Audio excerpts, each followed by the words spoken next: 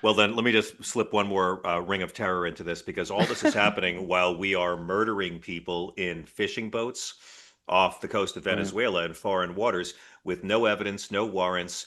And while we're doing that, the U.S. has quietly been massing 10,000 troops near Venezuela. 10,000 troops, warships, bombers, for what? Venezuela being a country that hasn't attacked us, hasn't threatened us, but they do have oil that Donald Trump thinks needs liberating. And so when I hear Donald Trump say, we're looking at land now because we have the sea under control, to me it sounds like we just killed 29 innocent people in boats. We want to upgrade to land based slaughter. And this gets me terrified because this is how American war crimes start, Corey. Fake threats, Yeah. fake intel, fake patriotism, real dead bodies. I keep worrying that these boats are going to be the next WMDs. And they had these two men that survived one of the strikes, and they announced over the weekend, when it would get very little coverage, that the two men were being repatriated to their innocent countries.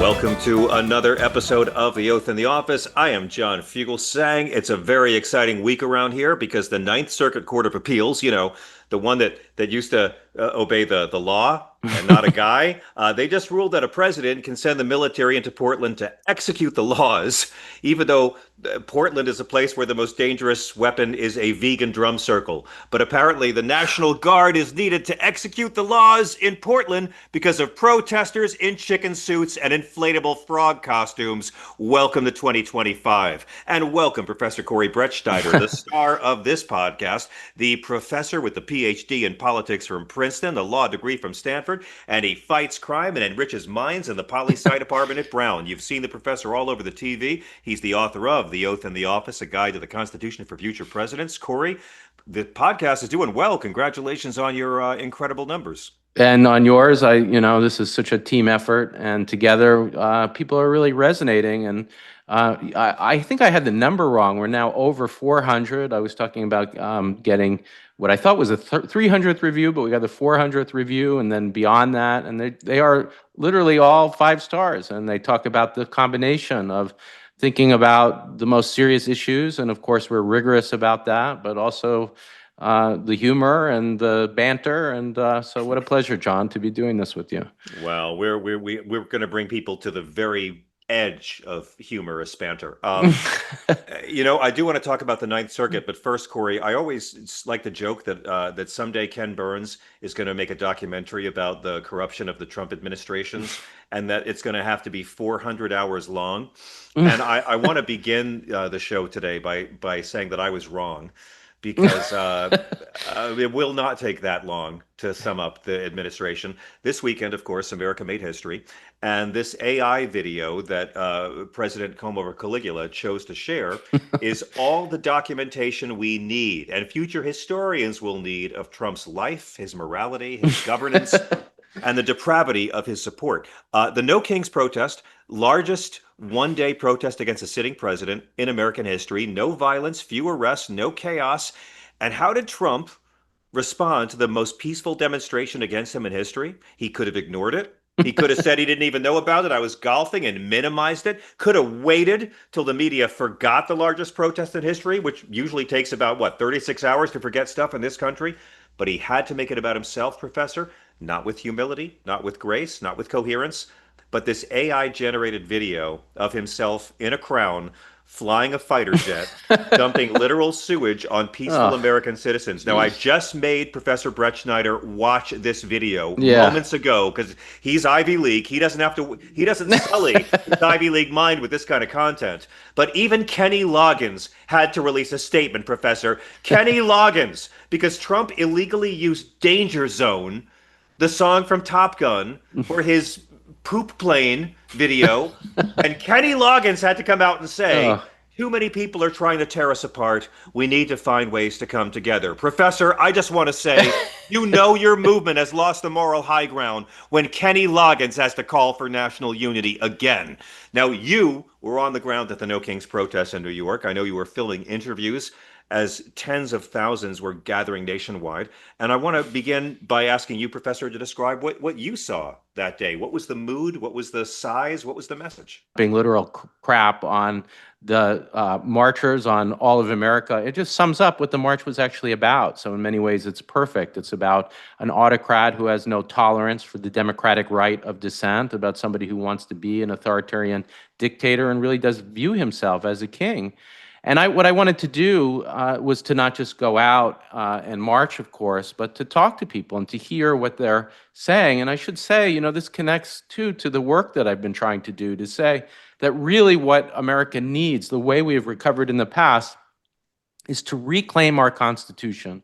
And for the people, not for the court or for even Congress, but the people to demand a restoration of democracy.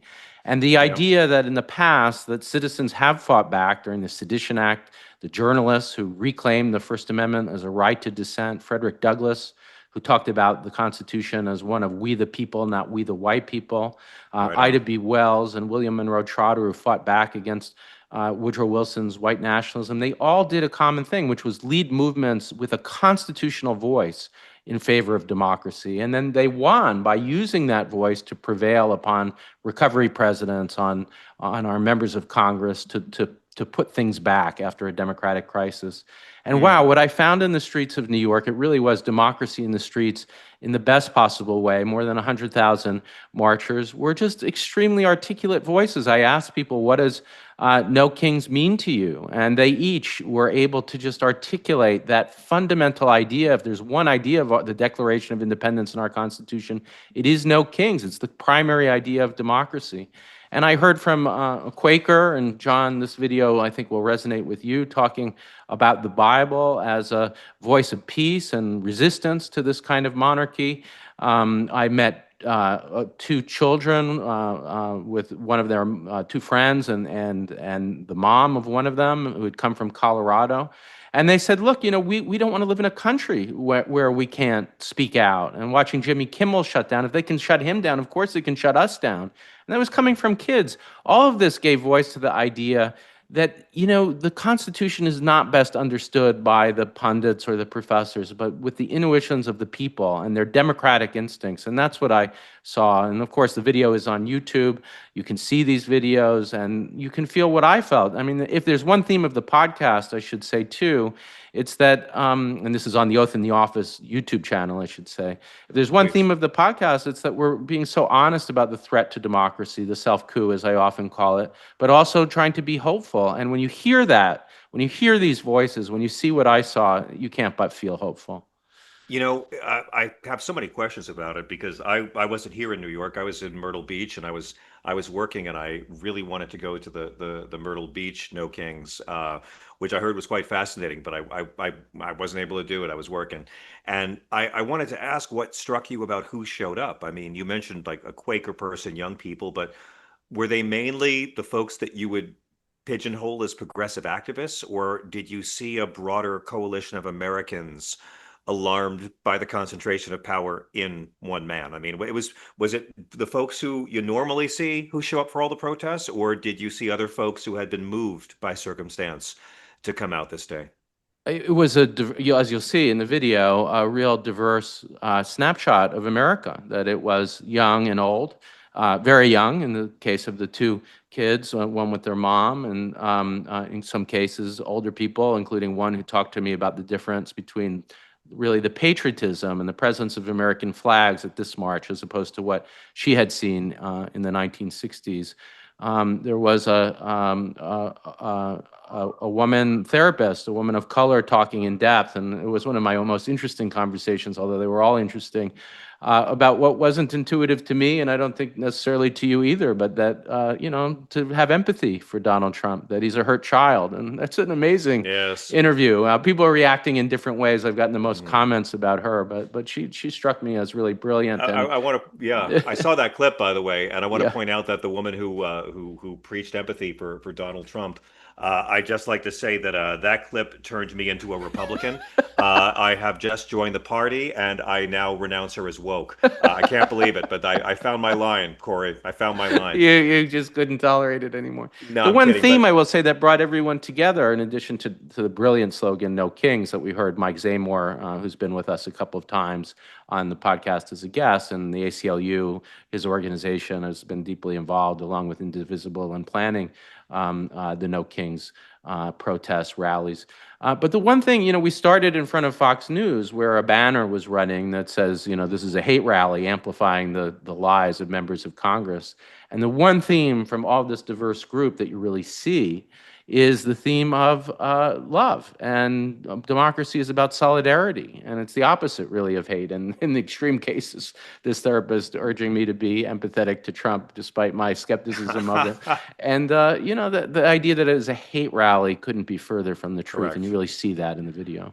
I heard you. I heard you brought a clip. Let's throw to Corey's clip. This is Professor Corey Brettschneider live on the streets of New York City on No King's Day.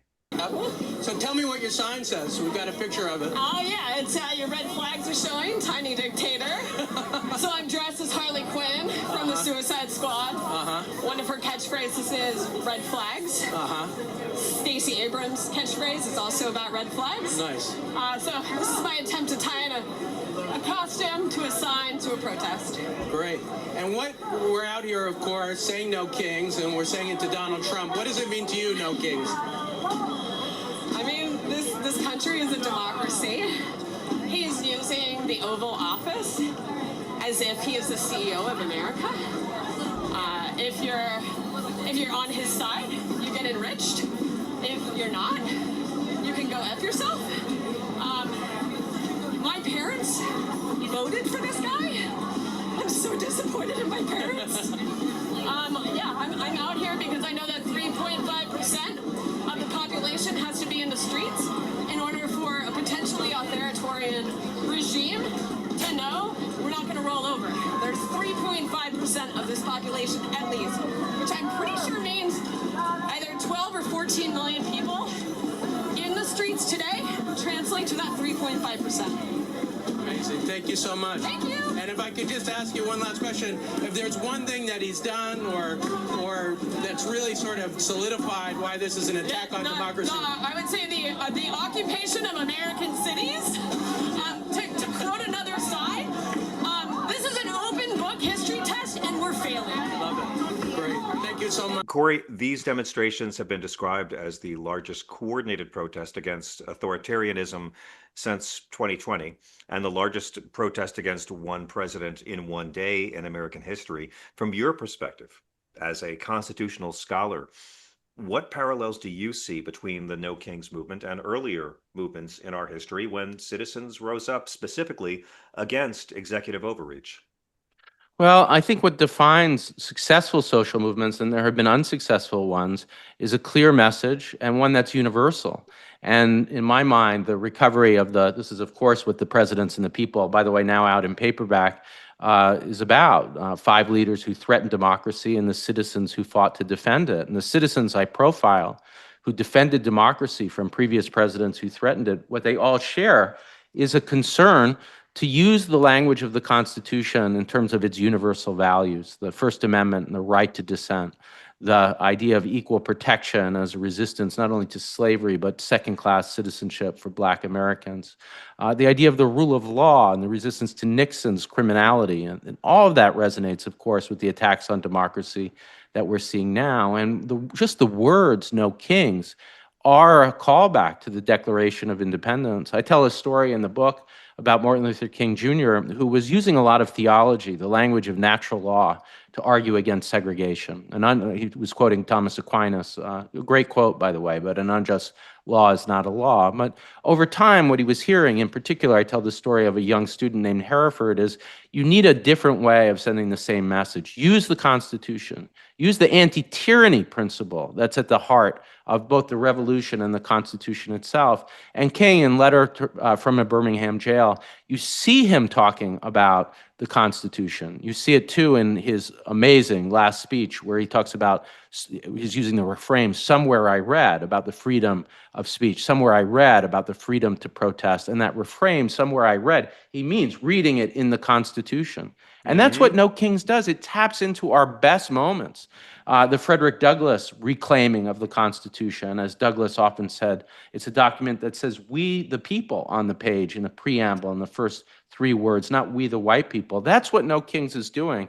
And, you know, if you had any doubt that this was just some superficial slogan, when you listen to these interviews, they make it so clear from the children to the older people to everyone in between that this is a reclaiming of the American Constitution. That's why I left so hopeful, so energized, despite the horribleness of what's happening from the White House.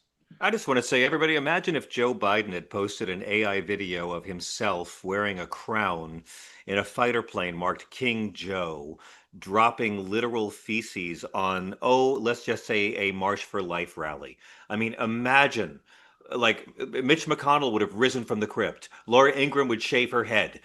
Corey, I actually think this was the most accidentally honest video Trump has ever released because metaphorically, he's been doing this to peaceful Americans for 9 years. He finally found the guts to visualize it, but I don't see any parallel in history for a president having this kind of contempt openly expressed in such a vulgar way for the American population. I mean, I'm trying to, Hillary Clinton said baskets of deplorables, like meaning a minority of his supporters, and she was raked over the coals for that for months. This video was not mentioned on any of the Sunday morning shows. They were not asking Republicans to justify the dumping of feces on Americans. I mean, Agnew saying nattering nabobs of negativism. I don't know where we come anything close to this, No. to an executive showing this kind of hostility, vulgar Well, in the hostility. open, you know, when you listen to Nixon's tapes, it's full of horrible slurs But that's in and private, in racist. But it private, was in he all thought it was in private. private. Yeah, Yeah. and this is doing, and that is kind of Trump, that he takes a lot of what Nixon did in private and just does it publicly. And you know, he really sends a message too that's consistent with his hostility to the rule of law, to democracy, and that his opponents, as we've talked about in a previous podcast, are his enemies. That's one thing that he's just most consistent in saying, that, you know, I hate my enemies. In fact, when he talked about Charlie Kirk, he talked about the difference between That's Charlie right. Kirk's patience and his own. And this video just sums it up. It also, you know, how crude this is. It's not funny. He has no sense of humor. And it, you know, it shows his narcissism and his concern only for himself. And so when you have him doing that, though, and we have this really, I can't say it enough, brilliant slogan of No Kings, he's just making our point for us and showing us how dire it is that we rid the country of him and his movement as soon as we can. Yeah, I mean, the video just proves he hates Americans, he wants a crown, and he needs an oxygen mask to breathe. Let's turn to the latest ruling from the Ninth Circuit Court of Appeals, Professor. These 2 Trump-appointed judges just cleared the way for any president to deploy federalized National Guard units into Portland and potentially any U.S. city, even if they're lying, even if there's no reason. There's a lot to unpack here, but let's begin. What's your immediate reaction to this decision? Well, you know, I think I'm going to harken back because we've gone in depth on what the law is here. And the law is very clear in the Posse Comitatus Act that the president can't use the military as a police force domestically. Now, how is he going to get around that? He has what, to my mind, is just an absolutely ridiculous way of doing it. It's to say that what's really going on is that we're protecting federal buildings and that the protests in Portland are a threat, really, to the functioning of ICE facilities there. But when you look at the facts and you look at the protests, which we talked about last week, these people in animal outfits being absolutely silly and dancing, the idea that it's a real threat, you know, factually is wrong. But as I said before, and we're seeing the court do this, sometimes it just defers to the president's judgment about what facts are, rather than looking to actual facts. So in the travel ban case, for instance, they famously, you know, he had told us I want a total and complete shutdown of Muslim immigration into the United States. And then after a few tries of rewriting it, what they were willing to say is, look, the president's saying that's not what this is about anymore. What the president's trying to do is to ensure security. And these countries that happen to be the same countries that he banned under the Muslim ban, just coincidentally, are the same countries with embassies that are not cooperating with us. And so what we're going to do in the case of these, in this case, this is the Supreme Court now in the Hawaii case. What we're going to do is just defer to Trump and defer to the Yeah. president. If he thinks that there's a security risk, then there is. And that's what this panel of judges, I should say, it's not the full Ninth Circuit. It's a three-judge panel, and two judges said this. That's enough for a majority there.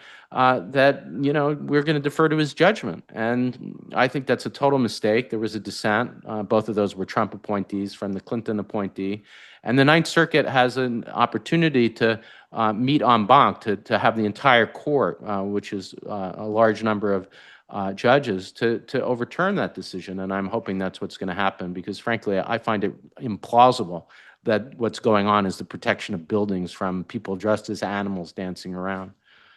I mean, yeah, and that's, by the way, that's in there. Like the fact that God bless Judge Susan Graber, the one non-Trump appointee who wrote the dissent. I mean, she actually had to write the words "inflatable frog costumes" in a federal dissent. Corey, there's no rebellion, there's no invasion, there's no law breaking, there is not a single government entity that has been stopped from doing its work.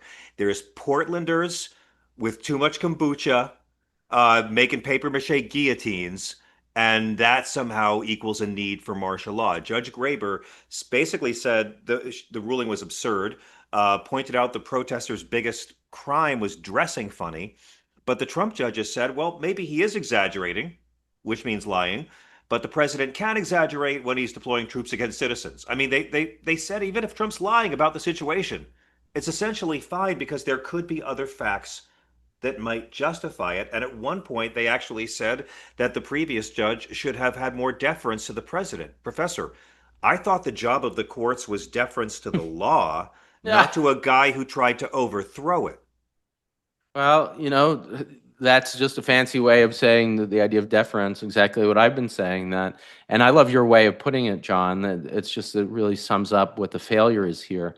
The job of courts is to interpret the law and to protect us against those who violate it.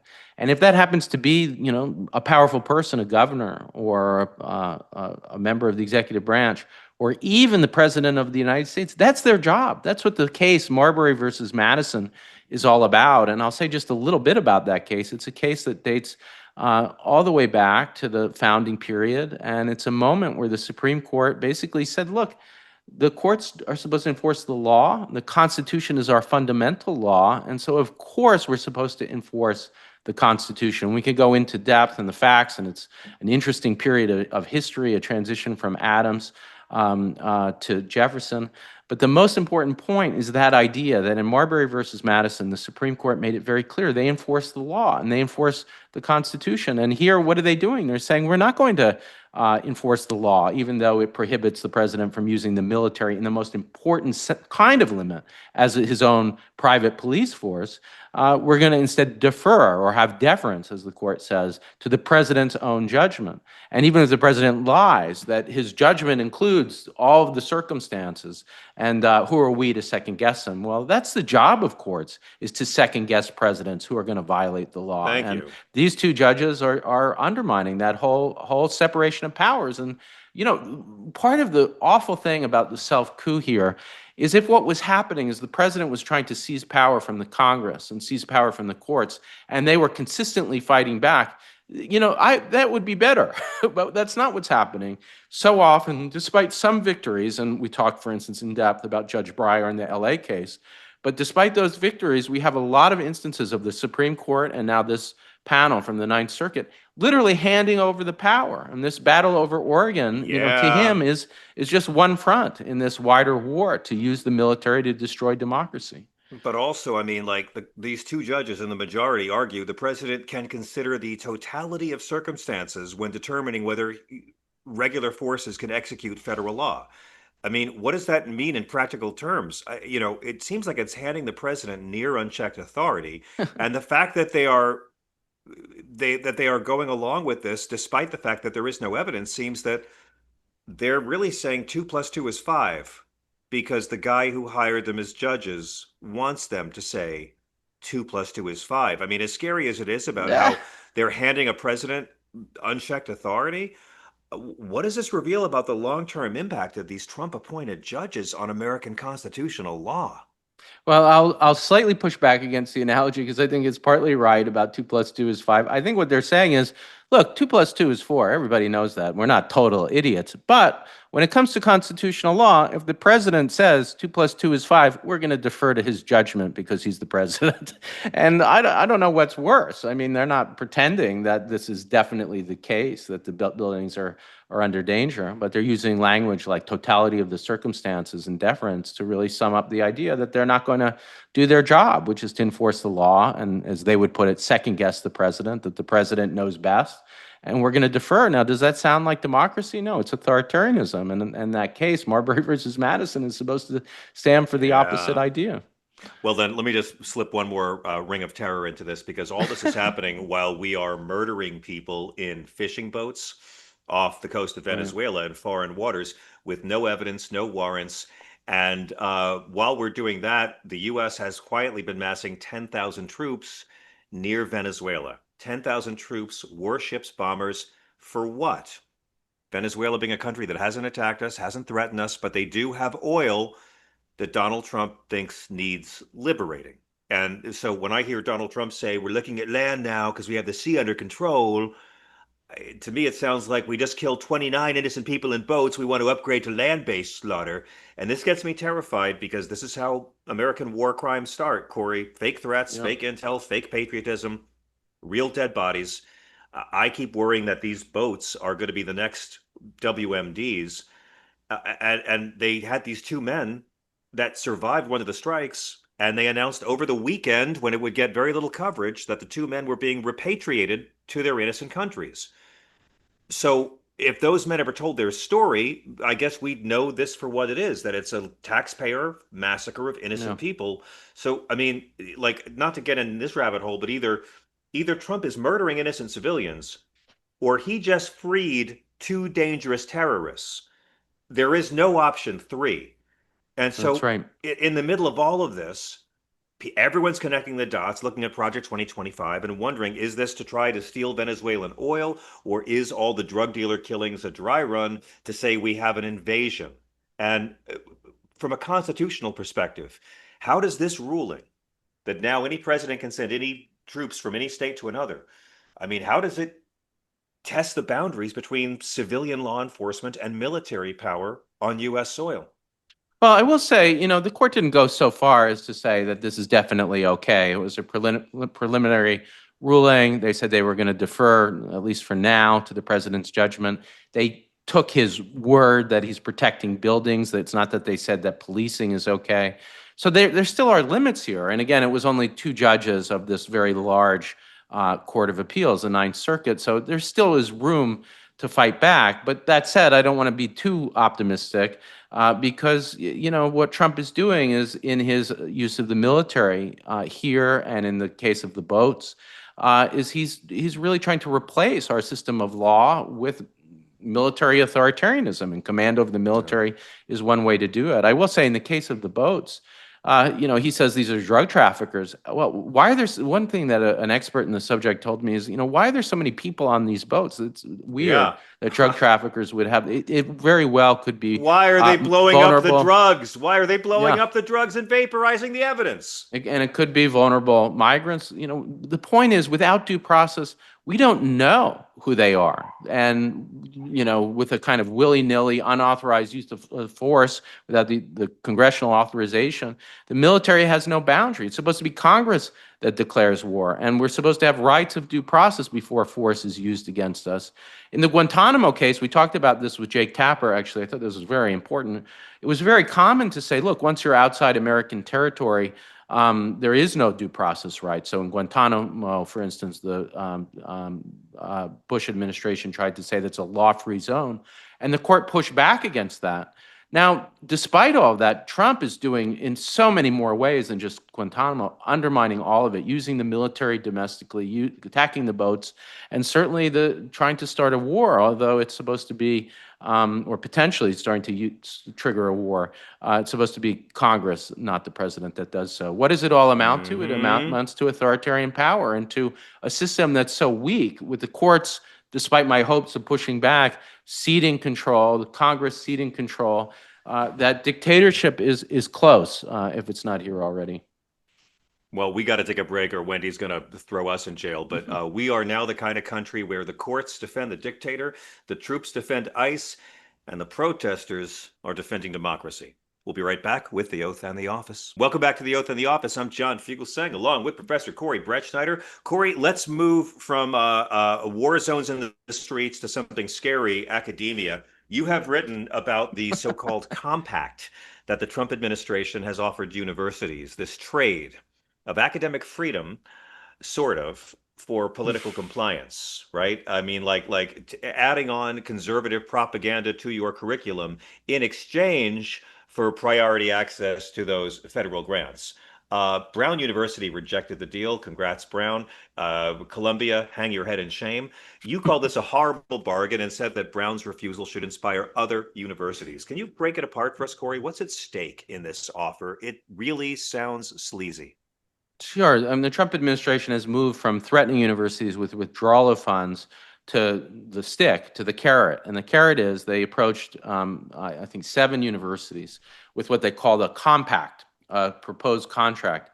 You agree to the following provisions and you'll be favored in our grant applications. Now, to begin with, if you're talking about distributing cancer funds, you want the people who are good at cancer research, not the people who agree to your compact. But let's talk about what's in it, and you can see how frightening it was for everyone at these universities, for America, but frankly for me too, being a professor at Brown that potentially was, being offered this deal. What it talked about is that units that disparage or really criticize conservative ideas could be disbanded. And it talked about the need for the university itself to not engage in criticism, really, of the administration. And so when it comes down to it, it was not really subtle. It was, shut up your faculty who are criticizing us. Don't criticize us yourself, and we'll give you millions and millions of dollars in grants. And in such a clear voice, the president of the university and many members of the faculty said, no way. And I'm so thankful for that, because if we would have agreed to that, I don't think there was any chance we were going to. But really, how do you do what we're doing every week? How do you speak out against the president? How do you, I am disparaging the ideas of the president of the United States that say that he can use the military domestically, that he can attack boats with, claiming that they're drug smugglers when there might be migrants. Why do I suspect that Liberty University won't face a withdrawal of funds for criticizing President Biden? You know what I'm saying? It's just a shakedown. But what I love is this, Professor. I will say, actually. Sorry, John. Well, no, you just get my heart every time, because you argued in the New York Times. I interrupted. No, you got on that point about Biden. I do think it's an interesting point, but that what they are saying is that in the case of Bob Jones University, for instance, they're using this as a model. Bob Jones University allowed Black students into the school, but once there, prohibited interracial dating, prohibited membership in the NAACP, even prohibited advocacy of the right of interracial marriage after that right was established by the Supreme Court. And when Bob Jones refused to change its policies, the IRS revoked its tax deductible status. It's 501c. So that's what they're saying. Oh, you guys did it to us. We're doing it to you. Of course, here's the difference. They were shutting down civil rights, and the Bob Jones and in that case, the Nixon administration, by the way, it was Republican administration, was protecting civil rights.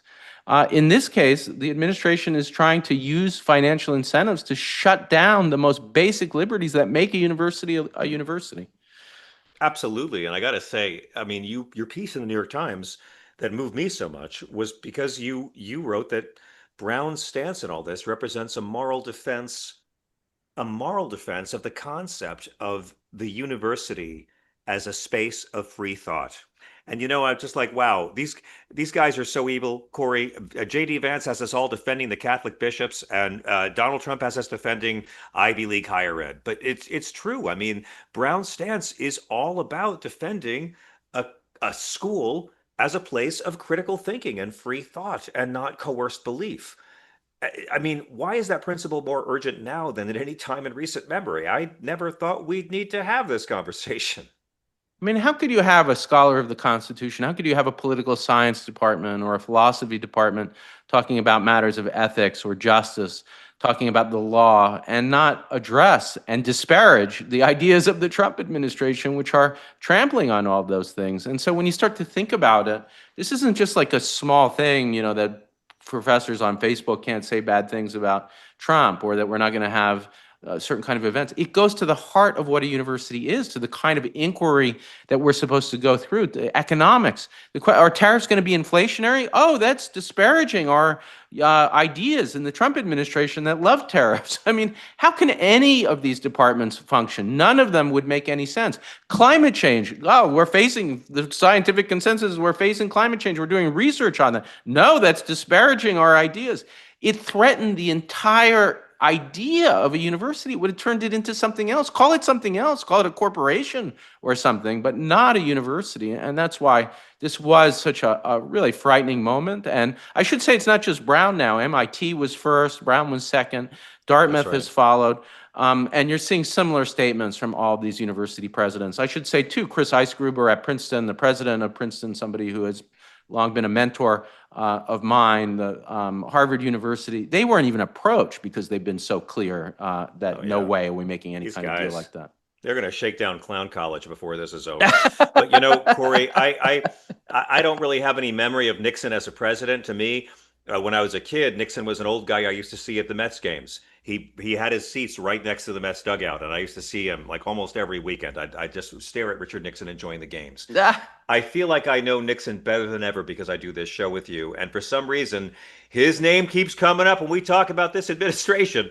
I just want to ask, are there any parallels between this moment and past attempts, like the Nixon years, or even Joe McCarthy, to politicize higher ed? There is a lot of comparison. Ezra Klein and others have been having a lot of discussions about the parallels between the McCarthy period, the Red Scare, and our current moment. And I think it's helpful to do that, but I'm focused on the presidency and why so much of what's happening is so dangerous, because it is coming from this incredibly powerful office. And that wasn't true in the McCarthy era, and I think that makes it very different. And yes, there was a powerful senator, McCarthy himself, and he had allies, and the House Un-American Affairs Committee led a lot of the Red Scare and the attack on Hollywood, for instance. But Congress and these individuals in Congress are nothing compared to the power of the president, and that's always been true. So you didn't have Eisenhower saying any of these things. In fact, Eisenhower was a target of Congress in many ways, and you had two powerful branches going against one another. Here, you don't have that dynamic. So it is, to me, not parallel. It's completely different. You have the president engaging in not just a Red Scare, but an attack on dissent, and you have Congress acquiescing, and the courts, unfortunately, mostly acquiescing. That makes it very different, and I think the difference is, it's misleading to think that the Red Scare, the McCarthy period, is the parallel. That's why I'm always concerned to keep the institutional parallels the same. And so the shutdown of free speech in the Adams administration, the Dred Scott case with the acquiescence and support of President Buchanan, those instances where presidents threaten democracy, those are the ones that I think it's most apt to draw on. Yeah. So here's the big question then. Let's bring it back to the Supreme Court, because you've also been closely following this Louisiana case going before the court that could effectively gut Section 2 of the Voting Rights Act, which has been a dream of mediocre white people for over 60 years in this country. Corey, what is at the core of this case? Well, the Voting Rights Act, let's just start from the beginning, is, I think, the most monumental achievement in the history of American democracy. At the behest of the marches led by the Civil Rights Movement, and the Selma March most famously, and the violence that the marchers had to endure, there was pressure put by a social movement in favor of constitutional reclaiming on a president. And just to be specific, what they were seeking to reclaim was the promise of the 15th Amendment that guaranteed the right to vote regardless of race. And that original 19th century version was for men, and Frederick Douglass and others sought to expand that. That eventually did happen in the 20th century.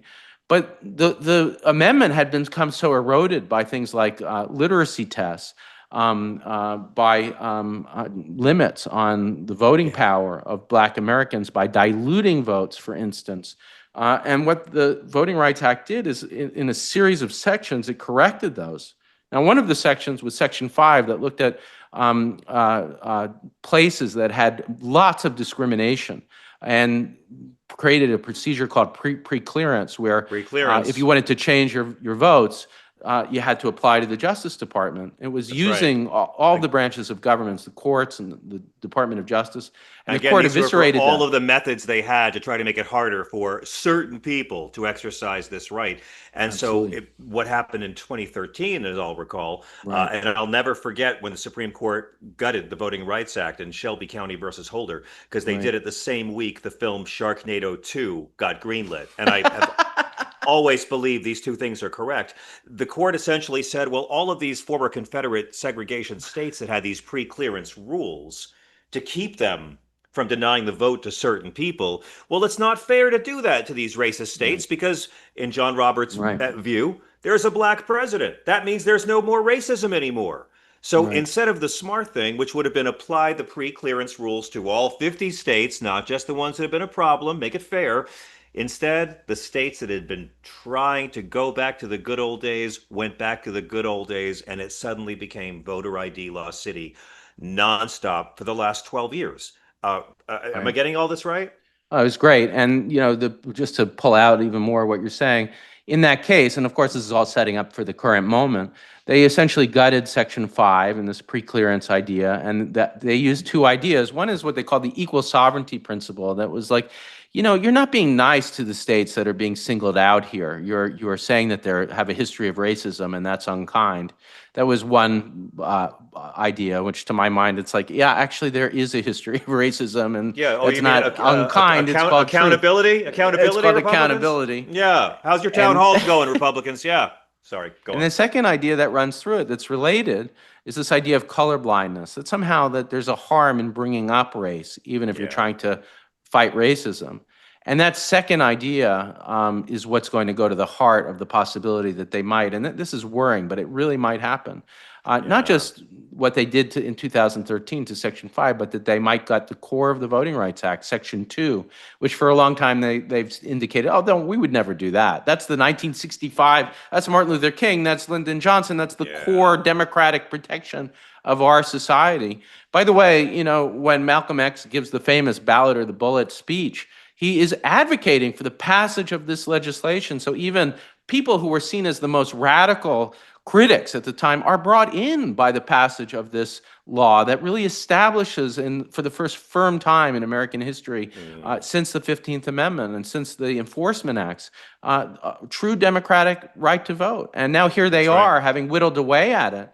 They might go after the core of Section 2, which really protects against discrimination in the right to vote. And without Section 2, if they really struck it down, could we have things like literacy tests? Could we see them reemerging?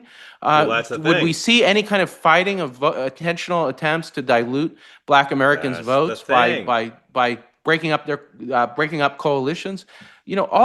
Everything becomes on the table. There are no real limits to going back to the long and unfortunately, creative in the worst sense way of trying to disparage and destroy the right to vote. No, this is like a horror movie sequel to the movie Selma. And you're right. Whenever someone says, color blindness, it generally means as a person who's never been a victim of racism, I don't see racism. So, before we go to the break, let me just ask you, you've said this ruling could make it virtually impossible to challenge deliberately racially discriminating voting maps. What could this mean in practice for minority voters if these mediocre Caucasians get what they want?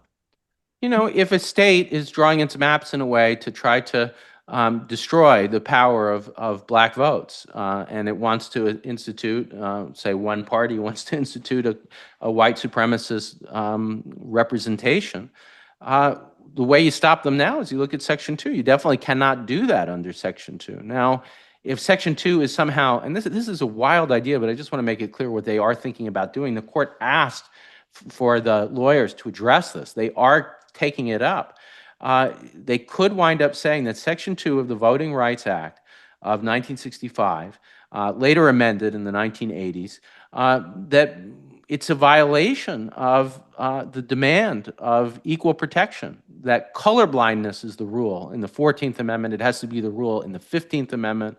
And somehow, think of the irony, right? It's like you have to fight racism without taking race into account. There is no way to fight racism without taking Because they race don't into want to account. fight That's racism. how They you do it. don't mean it. They That's don't right. mean it. They don't mean Racism it. to them means, oh, a black person made a white person feel bad about what that white person's grandfather did. That's Yeah, it. and I have It's to all just say selfish. and sum this up that, and this is a theme that, they started out saying we don't like DEI, or we don't like affirmative action, or we don't like preferences. And now they have really pivoted, and this is what this discussion between the two of us is about, to saying we don't like civil rights.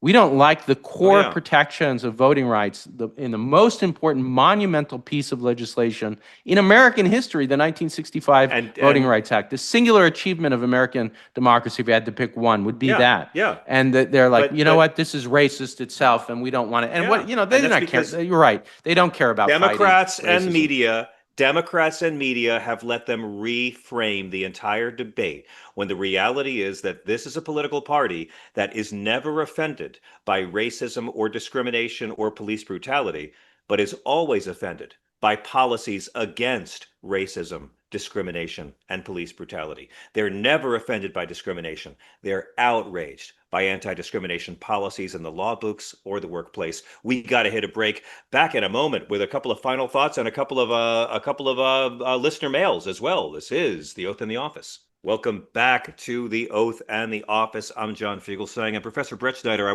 I want to get to a couple of letters, but I mean, between the No Kings protests and the National Guard ruling and these attacks on academic freedom, voting rights at risk, and are we going to war with Venezuela? A lot of Americans are going to be feeling like democracy itself is under siege. It's great the media is covering the Epstein files. It'd be nice to focus on the rest of this. From your vantage point, what's giving you hope? Are we seeing a new civic energy, something that could restore faith in the constitutional democracy, or is this just are we just witnessing the collapse of an old consensus? Man, there have been weeks where I'm like, where's the hope? I know that's like what the point of our podcast is, and it's what I believe, but it's harder to find. This week, I'm finding it easy.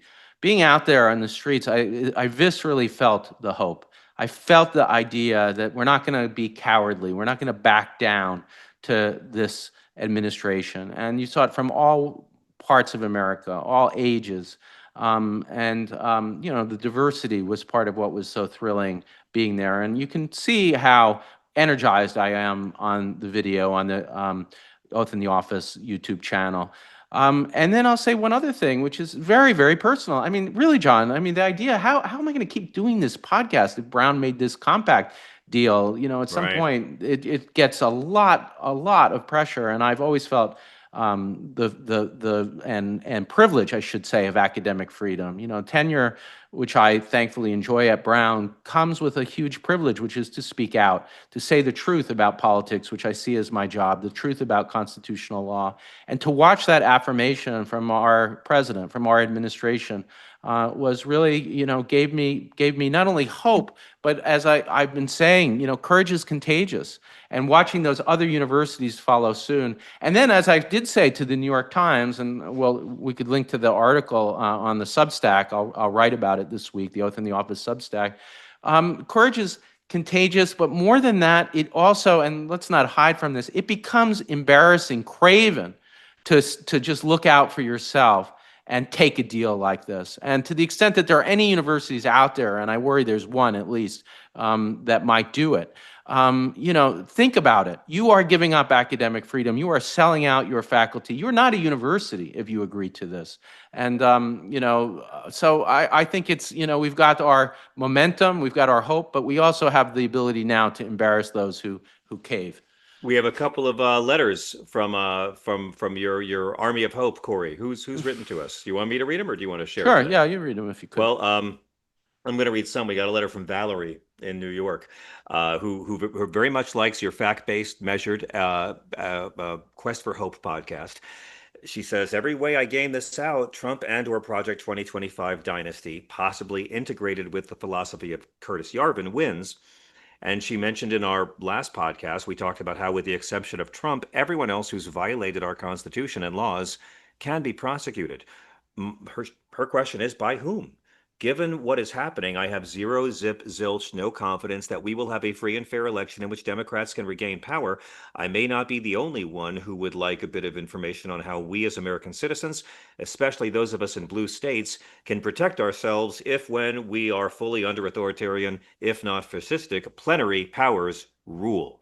That's from Valerie. And Valerie is clearly very intelligent, and she's clearly figured out this is going to end badly, and she's, I guess, reached that conclusion. I'm not there yet. I see there's another 13 months of these guys screwing things up, conservatives beginning to get more mad every day. 40 billion to bail out Argentina, Epstein files not going away, prices going up, Trump can't stop lying, and the protests will still be there.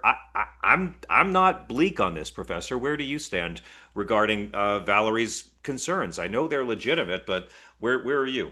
Yeah, I think, for instance, this idea of plenary power, which is something that you're hearing the administration say, it's a different fancy way of saying, which is false, that they have absolute power under the Constitution. That's not what the Constitution says. You can read it for yourself, as we're saying in the terrorist amicus brief that I'm helping to lead. Congress has the power to tax. No taxation without representation was what the revolution was about, and tariffs are a kind of tax. The military can't be deployed willy-nilly. That's not a plenary power. It's restricted by the posse comitatus. You can't shut down dissent. There's a right to free speech. I know the reality, which is that this administration is trying to destroy the law. But we have to think long-term. And what you and I are doing every week, and what we're all doing, is not only fighting back, but fighting back on behalf of the legitimate use of power. And I believe that in the end, as much as we have these lawyers out there, another comment and question I got is, how do we disbar some of these lawyers, for instance, who are lying in court? My friend Ryan Goodman had a report out showing just tons of misleading and false statements made by judges calling out to them. Well, eventually some of those lawyers are going to be disbarred. So it's hard to see it right now. I see why it looks so hopeless, but the hope is really there. I should say, too, we also had a listener request, which is our discussion about voting rights, to talk about Section 2 of the Voting Rights Act, and that was from Daniel in California. So thanks for that request. I think we didn't just answer that, we went really deep into it. And the suggestion in that request was, in particular, to talk about why this is a threat to democracy. So I think we covered it. And I think we have one more, right? We do, yeah, from David, also in New York. And thank you, Valerie. Thank you, Valerie. I have the same fears keeping me up at night, Valerie. I just refuse to let them guide my perceptions. I have so much faith in their incompetence and the fact that there are more of us. But David in New York asked, could Congress pass a law that says the military can police locally? Why don't they do that? Thanks for that question, David. And we've been talking about the Posse Comitatus Act, and we talked also in a previous broadcast about that limits the use of the military in policing. But we also talked about the fact that the Insurrection Act is an exception to Posse Comitatus. And as much as Trump is relying on this weak argument about protecting federal buildings, he's also making statements and making it clear that eventually he will use the Insurrection Act.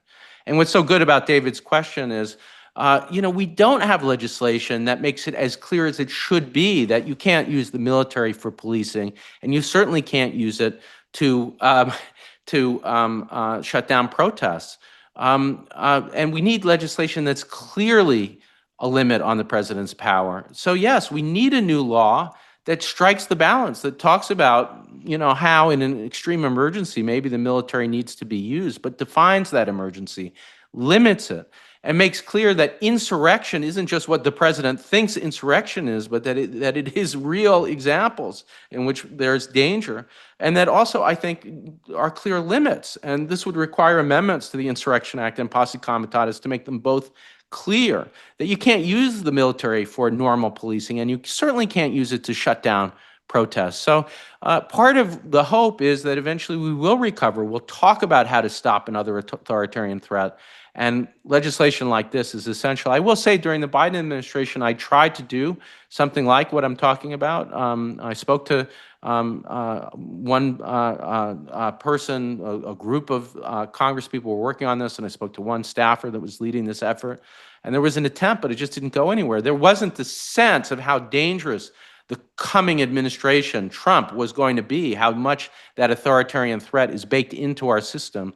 And so this question from David from New York, it really pulls out the need for recovery legislation. Thank you for these three questions, Valerie, Daniel, and David. Thank you very much. Yeah, for me, the whole hope is that we are not at a breaking point, but that we are at an awakening. Professor, what is the best way for our listeners to follow you and keep up with your brilliance the other 6 days of the week?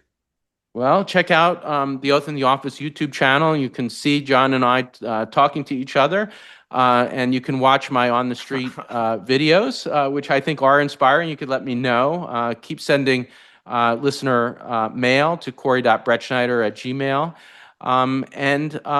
I also urge you to join us on Substack. The Oath in the Office Substack is a weekly newsletter reflecting a little bit on guests like Jake Tapper. We have Ted Lieu, I should say, next week, which John and I are thrilled about. And Awesome. join us for that too. Ted's a great guy, and I want to thank everyone. I'm on SiriusXM 5 nights a week. The John Fugelsang podcast is free every day if you don't have SiriusXM. My book is called Separation of Church and Hate. And Professor, always such a pleasure. I want to thank Wendy and Beowulf and everyone who helps us put the show together. And thank you guys for your letters. We do appreciate them. Please subscribe and give us a good review if you swing that way, because we got to give Professor Brettschneider something to get excited about. He's checking the rankings, and I promised him we'd get back to the top 5 by Christmas.